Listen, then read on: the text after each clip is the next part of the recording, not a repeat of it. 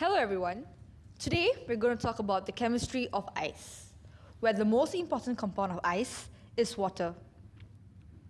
Here we have the 3D structure and also the normal structure. Now moving on to the states of water.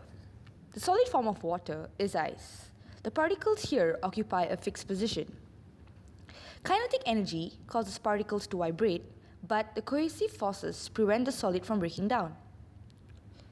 Density is lower in solid form compared to liquid because of the molecular structure of water, which is in a band shape. Hydrogen has to bond with oxygen. From the diagram, you can see it is arranged linearly, forming gaps in between, causing the volume to increase and density to decrease. Liquid. Particles are randomly packed. They are in random motion, but do not have sufficient kinetic energy to be separated from each other. Hence the reason why cohesive forces dominate slightly. Gas. Particles move in a random manner. The particles are relatively far apart.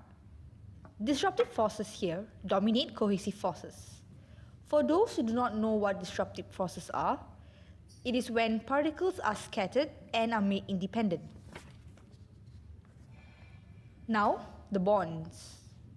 Bonds that form two water molecules together are called hydrogen bonds and dipole-dipole forces. Hydrogen bonding is a weaker bond compared to ionic bond. Hydrogen bond is the force of attraction between a hydrogen atom and a small atom of high electronegativity, for example, hydrogen and oxygen. Dipole-dipole forces are forces of attraction between two oppositely charged molecules.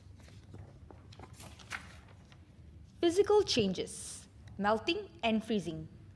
From solid to liquid, it is also known as melting. This is an endothermic reaction as it requires heat. Kinetic energy increases, making the particles to vibrate, and this causes the bonds between water molecules to break. Freezing is the change of state from liquid to solid. This is an exothermic reaction where it releases heat. Kinetic energy here decreases, forming bonds between water molecules. Now for sublimation.